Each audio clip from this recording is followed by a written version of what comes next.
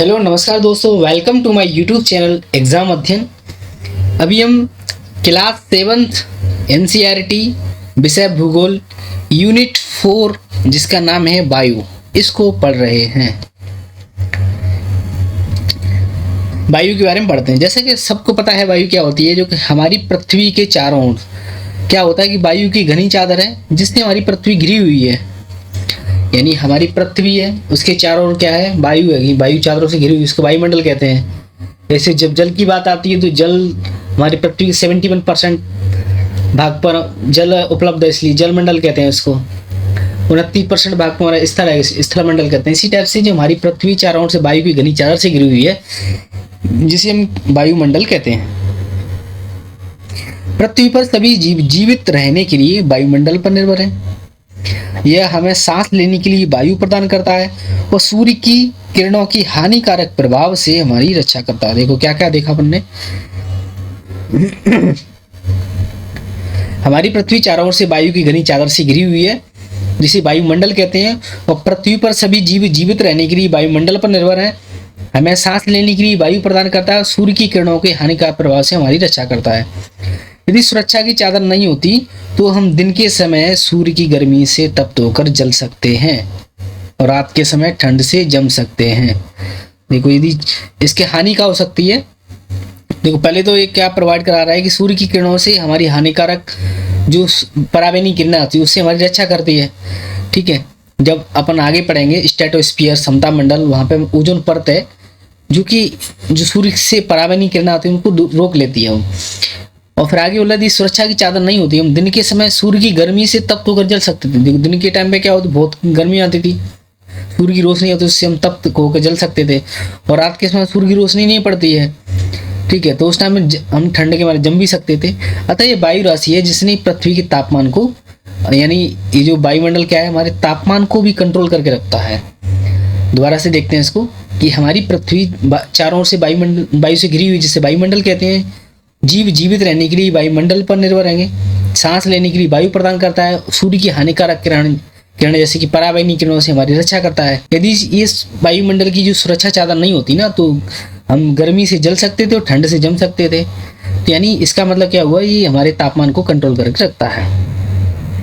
यहाँ पे क्या आप जानते हैं, कोड दिया हुआ है कि कार्बन डाइऑक्साइड वायुमंडल में फैलकर पृथ्वी से विकृत ऊष्मा को पृथ्वी पर रोक करके ग्रीन हाउस प्रभाव पैदा करती है। इसमें क्या होता है, जैसे कि ये हमारी पृथ्वी हो गई और ये हमारा वायुमंडल हो गया, तो यहाँ से जैसे जो कार्बन डाइऑक्साइड है वो जाकर के यहाँ पे इससे रुक जाती है वायुमंडल में और एक इफेक्ट बना देती है ना, पूरा का पूरा, तो पूरा गर्मी का माहौल बना देती है। इसी को अपन ग्रीन हाउस प्रभाव कहते हैं। यहाँ पे लिखा हुआ है कि कार्बन डाइऑक्साइड है वायुमंडल में फैलकर पृथ्वी से विकृत, यानी पृथ्वी से वापस जो कार्बन डाइऑक्साइड जा रही होती है उसको रोक लेती है वायुमंडल में, तो ना, तो इसी को ग्रीन हाउस प्रभाव कहते हैं। इसलिए इसे ग्रीन हाउस गैस भी कहते हैं, कार्बन डाइऑक्साइड गैस को।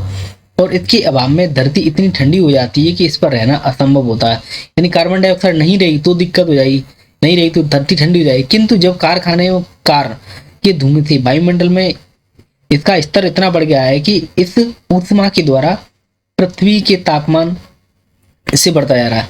यानी कार्बन डाइऑक्साइड नहीं होगी तो हम क्या जम जाएंगे, ठीक है। और अभी क्या है कि कारखाने वगैरह हो गए, कार हो गए, धुआं निकल रहा होता है इनसे, तो इसका इतना बहुत स्तर बढ़ गया है, तो पृथ्वी का तापमान भी बढ़ रहा है। तो ये जो मतलब इसकी ज़्यादा प्रभाव, यानी कार्बन डाइऑक्साइड का ज़्यादा कारखानों कार के धुएं से ज़्यादा उत्सर्जन हो रहा है, तो इसी के कारण क्या हो रहा है, तापमान बढ़ रहा है। तो इसी को भूमंडलीय तापमान कहते हैं, ग्लोबल वार्मिंग कहते हैं।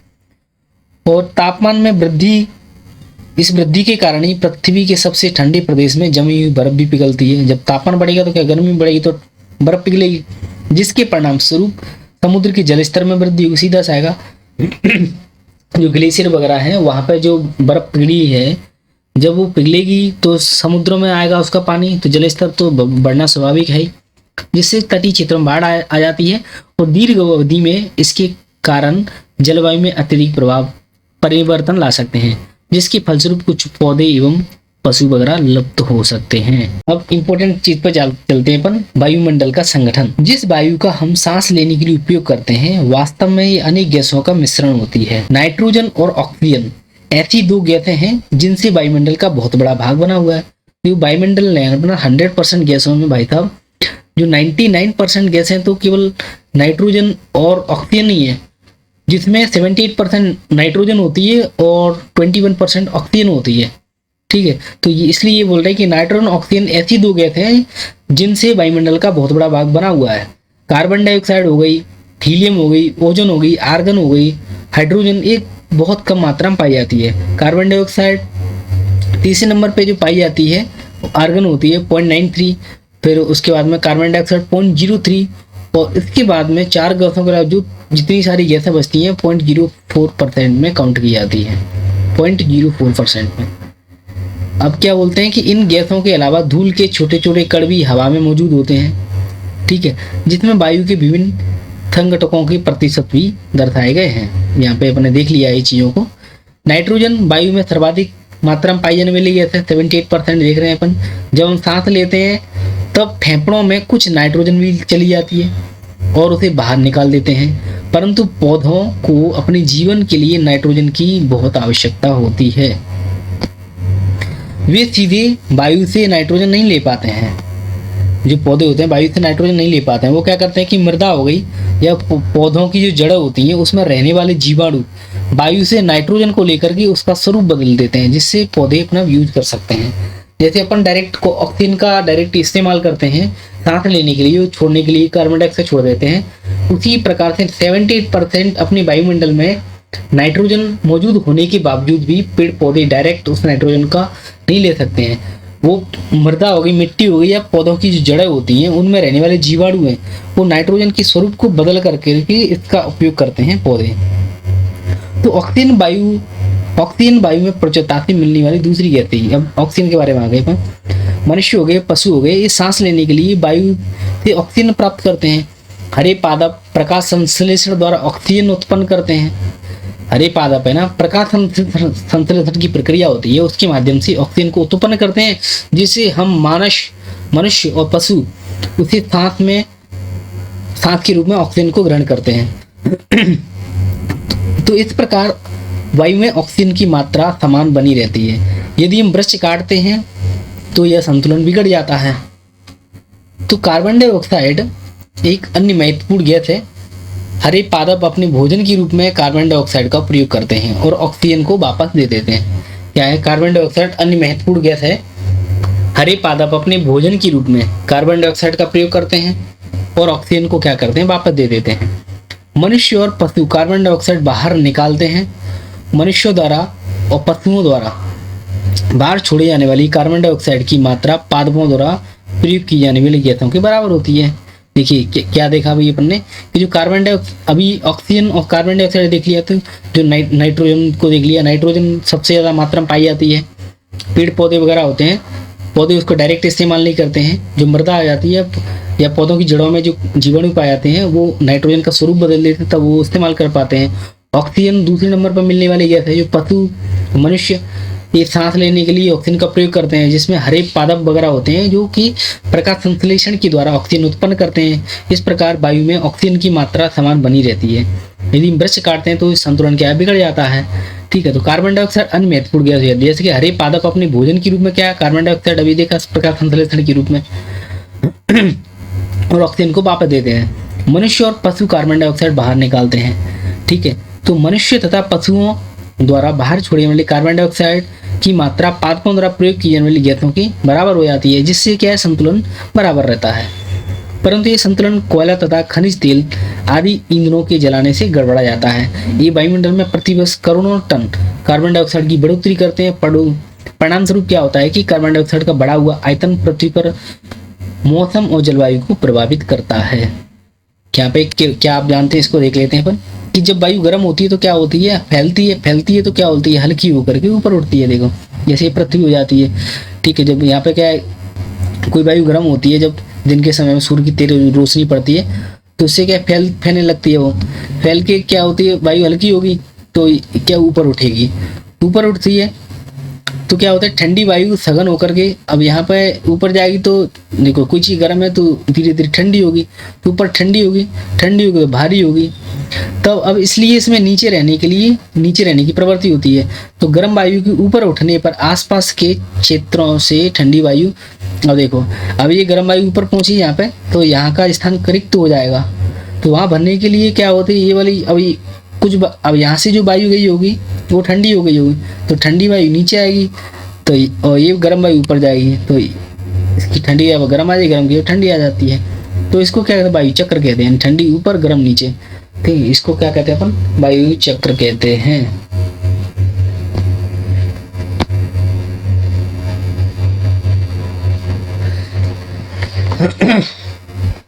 अब देखते हैं वायुमंडल की संरचना के बारे में देखते हैं। देखो हमारा वायुमंडल 5 परतों में विभाजित है जो पृथ्वी की सतह से प्रारंभ होती हैं। कौन कौन सी? क्षोभमंडल हो जाता है, समता मंडल, क्षोभमंडल, समता मंडल, मध्य मंडल, बाह्य मंडल और बहिर्मंडल।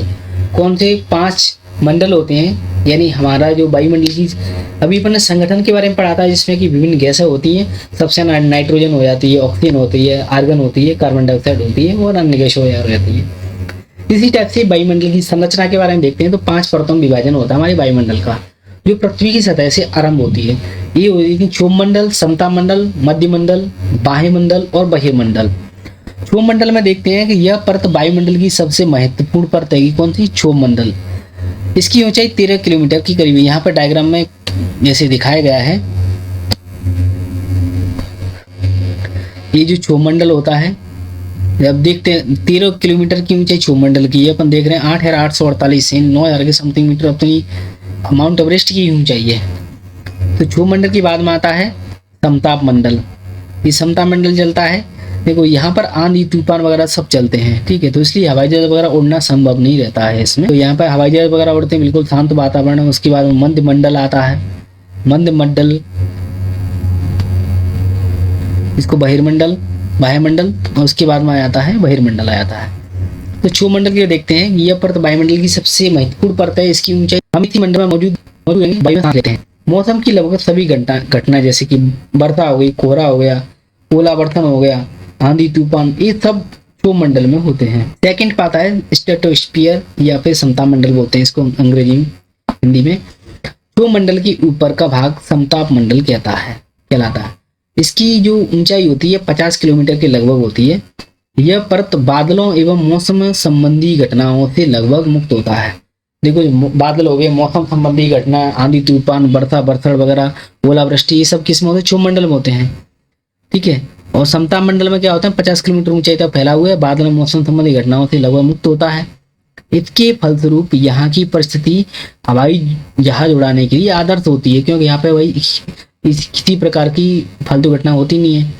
तो समता मंडल की एक महत्वपूर्ण विशेषता यह है कि इसमें ओजोन गैस की परत होती है, और यह परत सूर्य से आने वाली हानिकारक गैसों से हमारी रक्षा करती है। अभी अपन ने देखा ही था कि जो वायुमंडल का कार्यकार होता है कि जो हानिकारक गैसों से हमारी रक्षा करता है पराबैंगनी किरणों से। समता मंडल की 50 किलोमीटर की सीमा हो जाती है, इसकी 13 किलोमीटर की औसत सीमा हो जाती है। इसके बाद में आता है अपना मध्य मंडल। तो मध्य मंडल को देखते हैं कि यह मंडल की वायुमंडल की कौन सी तीसरी परत होती है? समता मंडल के ठीक ऊपर होती है, समता मंडल के, और इसकी जो ऊंचाई है वो 80 किलोमीटर की समथिंग होती है। अंतरिक्ष से प्रवेश करने वाले उल्कापिंड इसी परत में आने पर जल जाते हैं। जो उल्कापिंड वगैरह होते हैं जब यहाँ पर आते हैं मध्य मंडल में तो जल जाते हैं। इसके मध्य मंडल के बाद में आता है बहिर्मंडल, बाह्य मंडल आता है, सॉरी, फिर उसके बाद में आता है मध्य मंडल और बाह्य मंडल की मध्य में जो सीमा होती है उसको मध्य सीमा भी कहते हैं। अब बाह्य मंडल पर देखते हैं, बाह्य मंडल में बढ़ती ऊंचाई के साथ तापमान अत्यधिक तीव्रता से बढ़ता है। जैसे ऊंचाई पर अपन जाएंगे तो क्या होगा? तापमान भी बढ़ेगा। आयन मंडल इस परत का एक भाग है, यहाँ 80 से 400 किलोमीटर तक फैला हुआ है। हमारे बाह्य मंडल में क्या होता है? आयन मंडल होता है 80 से, तो यहाँ पर देखते हैं अपन जो कम्युनिकेशन के लिए बहुत इंपॉर्टेंट होता है, जैसे रेडियो संचार वगैरह के लिए इस परत का उपयोग होता है। कौन सी का? आयन मंडल, जो कि अपनी बहिर्मंडल में आएगी, ठीक है। वास्तव में पृथ्वी से प्रसारित रेडियो तरंगें इस परत द्वारा पुनः पृथ्वी पर परावर्तित की जाती हैं। अब आते हैं बहिर्मंडल पर। तो वायुमंडल की सबसे ऊपरी परत को बहिर्मंडल कहते हैं। यह वायु की पतली परत होती है।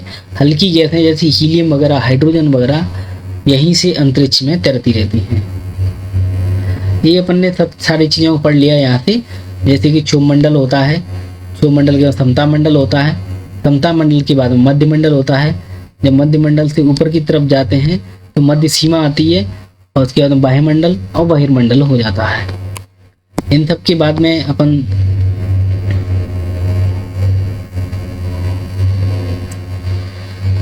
मौसम एवं जलवायु के बारे में पढ़ते हैं। क्या आज वर्षा होगी, क्या आज का दिन साफ रहेगा या धूप निकलेगी। कितनी बार हमने क्रिकेट प्रेमियों के मुंह से एक दिवसीय मैच की भविष्यवाणी के बारे में सुना होगा। यदि हम कल्पना करें कि हमारा शरीर एक रेडियो है और मस्तिष्क उसके ऊपर एक स्पीकर है। शरीर क्या हो गया, हमारा शरीर रेडियो हो जाता है, उसके ऊपर मस्तिष्क हो जाता है स्पीकर के रूप में। तो मौसम वो है जो इसके नियंत्रण बटनों से छेड़छाड़ करता रहता है। मौसम क्या है कि इसके नियंत्रण बटनों से छेड़छाड़ करता रहता है। तो मौसम वायुमंडल की प्रत्येक घंटे दिन प्रतिदिन की स्थिति के बारे में बताता है। आर्द्र मौसम रहेगा कि गर्म मौसम रहेगा, है ना, किसी भी चिड़चिड़ा कैसे भी बना रहेगा, तो इसके बारे में बताता रहता है कौन, मौसम। अच्छा हवादार मौसम हमें आनंद देता है ना, और जो आर्द्र गर्म चिड़चिड़ापन बना देता है। हम घूमने की योजना बना सकते हैं। मौसम नाटकीय रूप से दिन प्रतिदिन बदलता रहता है, किंतु दीर्घ काल में किसी स्थान का औसत मौसम बहुत लंबे 10-12 साल की 15 साल की बात हो जाती है, तो उसको क्या कहते हैं अपन, मौसम को बहुत लंबे दीर्घ काल जो मौसम होता है उसकी औसत को अपन क्या कहते हैं, जलवायु कहते हैं। तो अपन समझ गए इन चीज़ों के बारे में। अब यहाँ पे देख लेते हैं चीज़ों को। क्या आश्चर्य हुआ क्या, कोई पृथ्वी सूर्य की ऊर्जा लगभग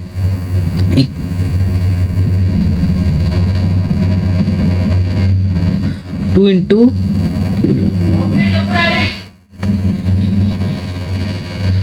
अब तापमान के बारे में देखते हैं। आप प्रतिदिन जिस तापमान का अनुभव करते हैं वह वायुमंडल का तापमान होता है। वायु में मौजूद ताप एवं शीतलता के परिणाम को अपन तापमान कहते हैं। देखो क्या हुआ, आप प्रतिदिन जिस तापमान का अनुभव करते हैं वह वायुमंडल का तापमान होता है। वायु में मौजूद ताप एवं शीतलता के परिमाण को तापमान कहते हैं। तो वायुमंडल का तापमान केवल दिन और रात में ही नहीं बदलता, बल्कि ऋतुओं के अनुसार बदलता रहता है। शीत ऋतु की अपेक्षा ग्रीष्म ऋतु में ज्यादा तापमान होता है। ये तो इनको पता ही है कि भाई गर्मी के द्वारा हाहाकार मचने लगती है।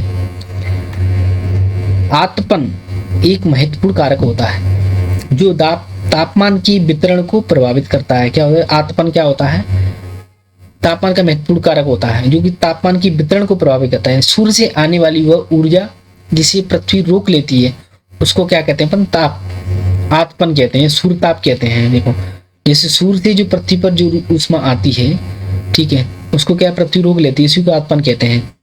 तो आतपन या सूर्य ताप की मात्रा भूमध्य रेखा से ध्रुवों की ओर घटती है, क्योंकि भूमध्य रेखा पर सबसे ज्यादा तापमान होता है, इसलिए तापमान उसी प्रकार से घटता जाता है। समझ गए होंगे ध्रुव बर्फ से क्यों ढके रहते हैं, क्योंकि भाई जो भूमध्य रेखा अपना पृथ्वी होता है, ये भूमध्य रेखा, यहाँ पर सबसे ज्यादा तापमान रहता है, भूमध्य रेखा पर तापमान घटता जाता है, इसलिए जो ध्रुव है बर्फ से ढके रहते हैं।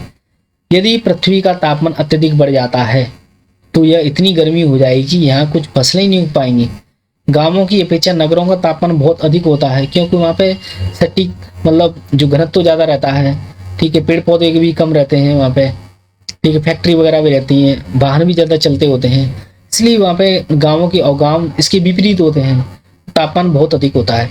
दिन के समय में ऐसा फिल्ट से बनी सड़कें, धातु और कंक्रीट से बने भवन गर्म हो जाते हैं, रात के समय यह ऊष्मा मुक्त हो जाती है। नगर की भीड़ वाले ऊंचे भवन गर्म वायु को रोक लेते हैं, जिससे नगरों का तापमान क्या बढ़ जाता है। ये तापमान को मापने की मानक इकाई सेल्सियस होती है, डिग्री सेल्सियस। इसका आविष्कार एंडर्स सेल्सियस ने किया था। सेल्सियस पैमाने पर 0 डिग्री सेल्सियस पर क्या होता है, जल जम जाता है और 100 डिग्री पर उबल जाता है। वायु दाब के बारे में देखते हैं। देखो ये जानकर आश्चर्य हुआ कि वायु हमारे शरीर पर उच्च दाब के साथ बल लगाती है। उच्च दाब के साथ क्या बल लगाती है वायु, किंतु हम इसका अनुभव नहीं करते हैं। यह इसलिए होता है कि क्योंकि वायु का दाब हमारे ऊपर सभी दिशाओं से लगता है और हमारा सभी विपरीत बल लगाता है। तो पृथ्वी की सतह पर वायु के भार द्वारा लगाया गया दाब, पृथ्वी की सतह पर वायु के भार द्वारा लगाया गया दाब क्या कहलाता है, वायु दाब कहलाता है। वायुमंडल में ऊपर की ओर जाने पर दाब तेजी से गिरने लगता है। समुद्र स्तर पर वायु दाब सर्वाधिक होता है और ऊंचाई पर जाने पर यह घटता जाता है। तो वायु दाब का क्षैतिज वितरण किसी स्थान पर उपस्थित वायु के ताप द्वारा प्रभावित होता है। अधिक तापमान वाले क्षेत्रों में वायु गर्म होकर ऊपर उठती है और निम्न जो दाब क्षेत्र वहां पर बनता है। तो निम्न देखो, जो ऐसे जो पृथ्वी रहती है अपनी, यहाँ पे क्या होता है, वायु यदि अपनी गर्म हो जाती है तो ऊपर की तरफ उठती है। तो जहाँ वायु गर्म होती है वहाँ पर उच्च दाब रहता है और जहाँ पर वायु ठंडी होती है वहाँ पर निम्न दाब बन जाता है। ये यहाँ पे बोला गया दाब का क्षेत्र क्षैतिज वितरण किसी स्थान पर उपस्थित वायु के ताप द्वारा प्रभावित हो। जहाँ पर तापमान ज़्यादा होगा, ठीक है, तापमान ज़्यादा होगा, वायु गर्म होकर के ऊपर उठती है और जब वायु गर्म होकर ऊपर उठती है तो वहाँ पे क्या रहता है, निम्न दाब क्षेत्र बन जाता है। और निम्न दाब क्या होता है, बादल युक्त आकाश एवं नम मौसम के साथ जुड़ जाता है। कम तापमान वाले क्षेत्रों की वायु होती है ठंडी होती है। इसके फलस्वरूप यहाँ पर भारी एक वायु होती है और भारी वायु निमज्जित होकर के उच्च दाब क्षेत्र बना लेती है। उच्च दाब के कारण स्पष्ट एवं स्वच्छ आकाश दिखाई देता अपन को।